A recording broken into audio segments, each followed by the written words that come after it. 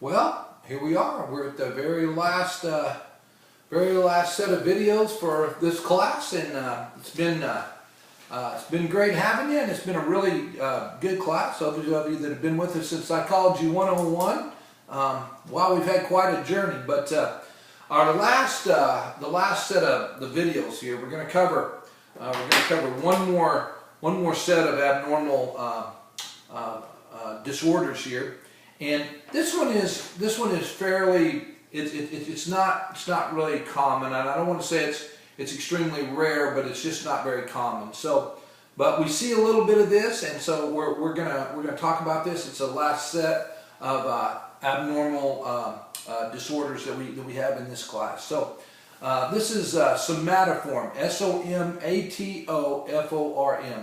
somatoform disorders. Okay. So we're going to talk about two different things. We're going to explore somatoform disorders and dissociative disorders. Now, even though they're not real common, they're really interesting. And these are things that we can kind of see how they could really create problems for somebody that might have these. Okay. So let's talk about this once again. We're going to cover the first tape here. We're just going to cover somatoform disorders, and then we'll talk about dissociative disorders in the second in the second video. So somatoform, S-O-M-A-T-O-F-O-R-M, somatoform disorders. All right. So this in a somatoform disorder, it's characterized, and let me read it right out of the book. I'm going to give you a lot of things that are right out of the book. I want to be sure that I get this. I want to get all this exactly right for you, especially in these two particular ones, because I don't want you to be going along and all of a sudden go, oh, I think I know what that is, and kind of associate it with maybe a personality disorder or a cognitive disorder or an anxiety disorder. These are entirely different. Okay, so the somatoform disorders says it's characterized by a pathological concern with physical functioning or appearance. Okay. So it's interesting when we say pathological concern with physical functioning or appearance. Okay, somatoform. We're by pathological, what we mean. Okay, we talk about in microbiology, when we talk about a pathogen, we're talking about something that's disease causing, and the word pathogen means regularly occurring dangerous situation. Okay. Logical means the pattern. So pathological, when we say it's a pathological concern, it doesn't mean that it's caused by a bacteria. It means that it's long term. Okay, causing problems. Is it truly a disease? Well, you know, this is what we call these disorders. Is it a mental problem? Is it an environmental problem? It's a little bit of both. Okay. So once again, a somatoform disorder is characterized by a pathological concern with physical functioning or appearance. One of your case studies, there was a guy in your case study that had a somatoform disorder, and he really thought that something was wrong with his face, and he would hide his face, and he had in all kinds of trouble. But when you look at him, he was just perfectly normal. So in this, the person thinks that something's really wrong with their appearance or their functioning. So they're very, very subconscious about it, to the point to where it just dominates their thoughts all the time. You know, somebody thinking that they, and you could fill in a blank. You know, they're very, you know. And once again, I want to take this and associate it with anxiety disorders. This is something that somebody feels is extremely, you know, a problem. And I want to give examples, because some of you are going to be like, yeah, I kind of worry about that or this, but somebody thinks you have too big of a nose, or their ears are too big, or their eyes are too close, or their cheekbones stick out too much or not enough. It's to the point to where, or with something function, they don't like the way they hold their arms, or they don't like, it could be anything, something that just dominates their thought all the time. So what do you do? Okay, and you don't probably have somatoform disorder, but what do you do if you're conscious about that all the time? Then you think the other person that you're talking to, or people around you think that's all they're looking at. Okay, so this is part of the problem. Okay, so we have two disorders that fall under somatoform disorders here. Okay, the first one is somatization. Okay, Somatization. Somatization, somatoform disorder. Somatization.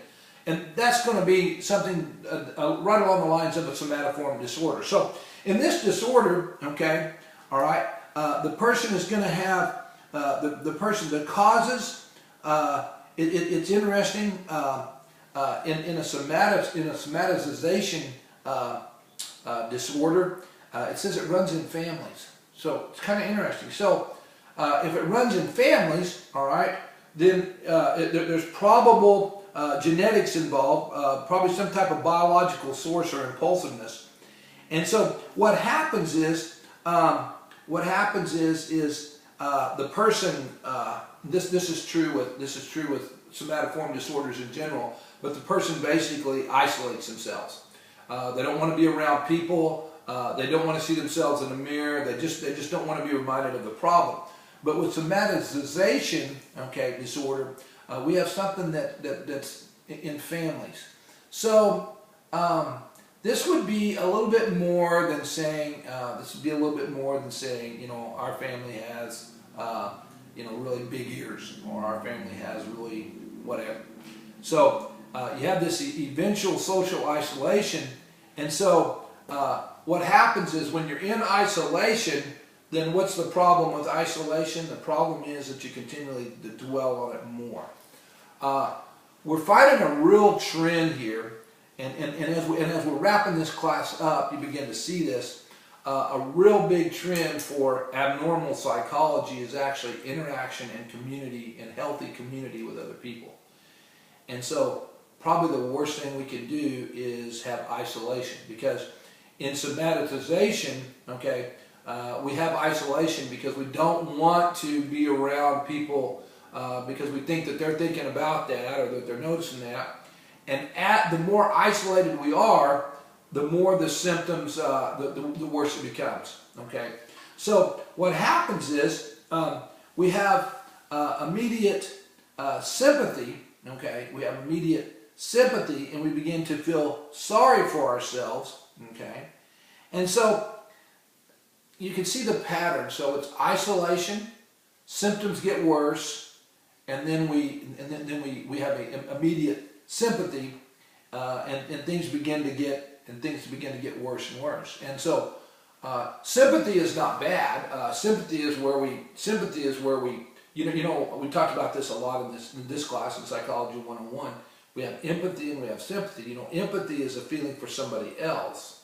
Sympathy is feeling sorry for somebody, like, oh, I hate that happened to you. Well, there's nothing wrong with sympathy. We sympathize.